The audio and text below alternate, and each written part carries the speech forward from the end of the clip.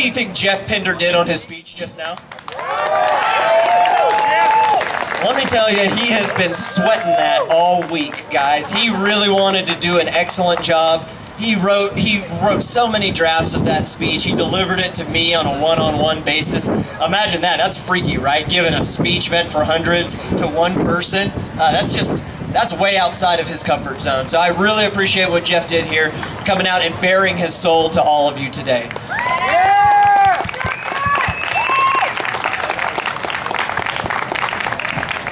Speaking of bearing your soul, I would like to introduce our next speaker. This is a person that I, too, have gotten to know very well over the last couple of years.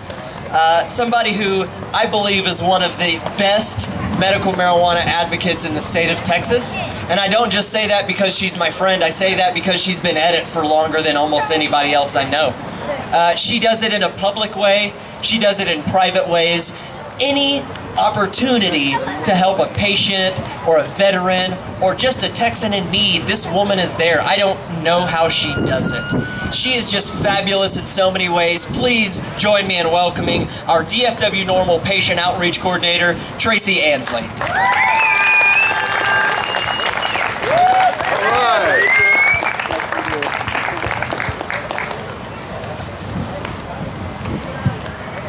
Hi guys. Hey. Wow, what an introduction, huh? Wow. Into the mic. Okay, man, that was an introduction. I'm a little taken back. I have to kind of compose myself real quick. So I want to talk to you a little bit today about what I've been doing, what I did in 2014. In 2014, I met with 38 different representatives and 8 different senators. We are no longer having to fight these people. We are starting to collaborate with these people. They have started opening up their hearts and minds to the idea of medical cannabis in the state of Texas. Now, baby steps, but we're getting there. We no longer need to go in, as Stephen said, anxious. We need to go in with love and compassion. You know, talk to them just like you talk to someone else, you know, in the grocery store when you have your Texas NORML shirt on. Tell them your stories. Just like Stephen said, your narrative is the most important part of it. They know the facts. We've been giving them the facts for 10 years. If they don't know the facts, shame on them. Shame on them. But we have been giving those facts to them. We need you to share your stories. Share your family members' stories. Share your friends' stories. And share your own story. I have not met anybody so far in the whole time I've been doing this that has had law enforcement or CPS called on them because they talked to a legislator or they testified at a public hearing in Austin. We need to tell our stories, guys. We need to give them to them with love.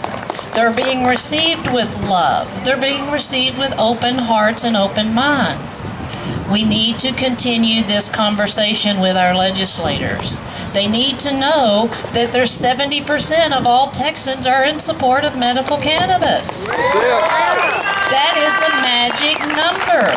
This is the reason they're actually listening to us now, because the polls show that over 70% of us want medical cannabis legalized in the state of Texas.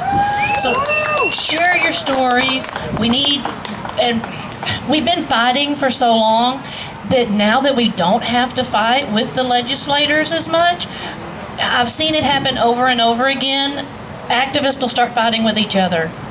We don't need this. We need to stay strong and united. We are in this together. You know, even medical and rec, decrim, we're all in this together. You just have to understand the politics of Texas and the steps that it has to go in.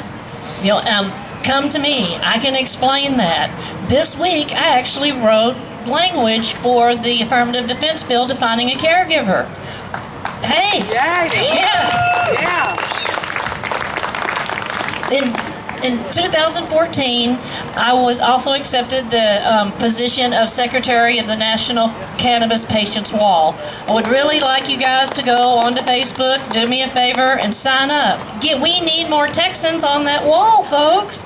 We're a big state. We should not be overshadowed by Tennessee. Come on. We need them. Just, you know, and it's just a real simple little submission form you can do on Facebook. So, you know, Facebook, or actually at the National Cannabis Patients Wall. I also, just this month, have accepted the position of Director of Operations for Team Alexis. I am incredibly proud of the work that I have been able to do with Team Alexis. I don't know if you guys saw the story that was aired this week out of Waco. The two-part story. Did you guys see that on the internet? Is that not amazing?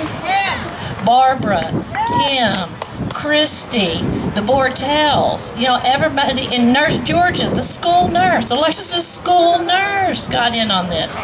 You know, we are telling Texans, we need more Texans. We need to be able to, every time one of these reporters calls us, we can call 10 or 15 of you to come talk with them too. Yeah. You know, so we need you with us. This is not just about Team Alexis. This is about all of us. All of us. Yes. So I'm really happy. I'm pretty sure that Dean Bortel is about to come on, and then you guys are going to get to see the little girl of the day that you've been waiting on all day long. And I am really happy to be known as part of Team Alexis. I am really happy to be known as part of DFW NORML. I am really happy to be known as part of the National Cannabis Patients Wall. Come on, guys.